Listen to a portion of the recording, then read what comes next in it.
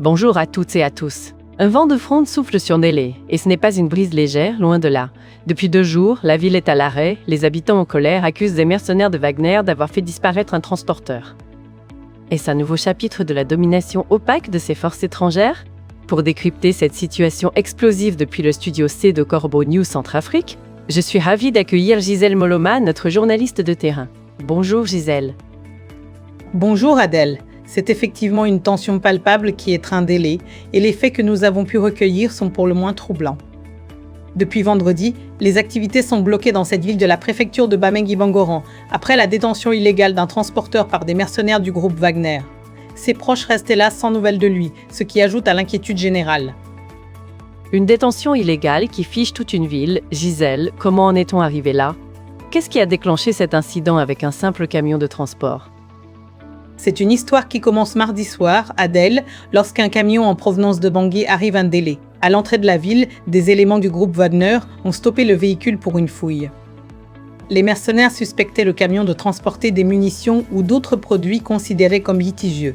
Ce contrôle s'est vite transformé en une fouille minutieuse du véhicule, des marchandises et des effets personnels des passagers. Des biens confisqués pendant la fouille, dis-tu Gisèle? On parle de quoi exactement? Les Wagner s'improvisent douaniers? C'est pire que ça, Adèle. Des sacs, des porte-monnaies, des téléphones et plusieurs effets appartenant aux voyageurs ont été pris par les hommes du groupe Wagner, que l'on nomme de plus en plus souvent les criminels de Touadéra. Et au milieu de tout ça, ils ont aussi découvert du tramadol. Le médicament a été saisi avec d'autres marchandises. Le tramadol, Gisèle.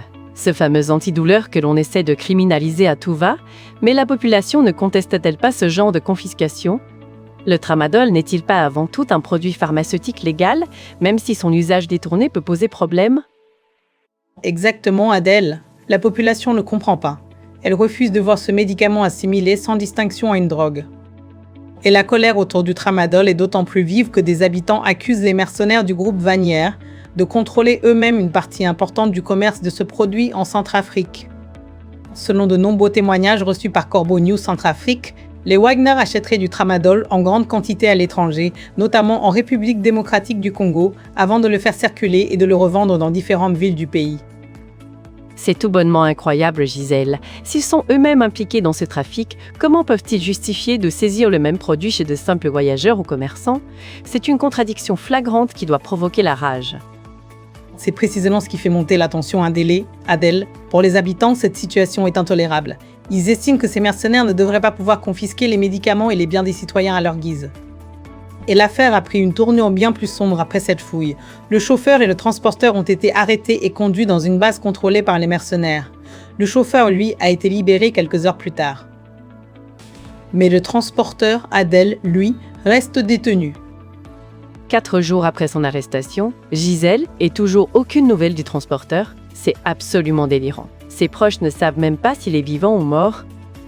C'est bien le drame, Adèle. 4 jours après son arrestation, ses proches n'ont reçu aucune information précise sur son lieu de détention, ni sur ses conditions. Ils ignorent s'il est toujours en vie et dans quel état il se trouve.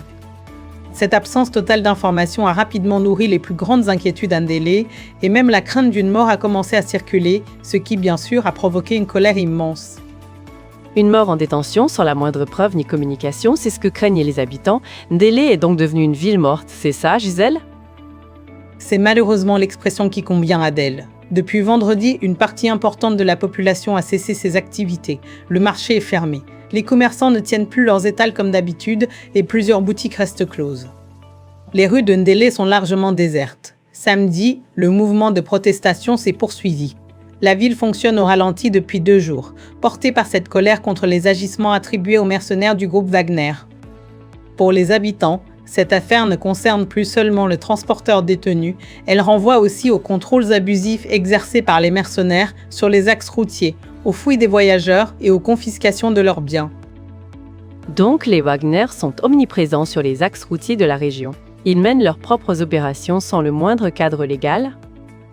C'est le constat, Adèle. L'affaire se produit alors que les mercenaires du groupe Wagner multiplient les contrôles sur les axes menant à Ndélé. Ils interviennent directement dans le contrôle des véhicules et des passagers, procèdent à des fouilles et peuvent immobiliser des moyens de transport. Dans le cas du camion intercepté mardi soir, ils ont saisi plusieurs biens des passagers, découvert et confisqué du tramadol, puis arrêté le chauffeur et le transporteur. Et, encore une fois, seul le chauffeur a été libéré. Le second homme est toujours détenu. Et une dernière précision, Gisèle, sur ce transporteur détenu, s'agissait-il du propriétaire du camion? Non, Adèle, c'est important de le préciser. L'homme toujours détenu n'est pas le propriétaire du camion. Il loue le véhicule pour assurer les navettes de transport entre Bangui et les villes de province, une pratique courante dans le secteur en Centrafrique. Le propriétaire se trouve à Bangui. C'est donc le locataire, celui qui exploite effectivement le véhicule, qui a été arrêté par les mercenaires du groupe Wagner et reste jusqu'à présent sans nouvelles communiquées à sa famille. Une histoire qui, encore une fois, met en lumière les méthodes de ces mercenaires et l'impunité dont ils jouissent sous l'œil bienveillant de l'empereur Faustin Archange Touadéra. C'est une situation qui ne peut laisser personne indifférent, Gisèle. Merci beaucoup pour ces précisions. C'est un reportage signé par Ibrahim Moussa.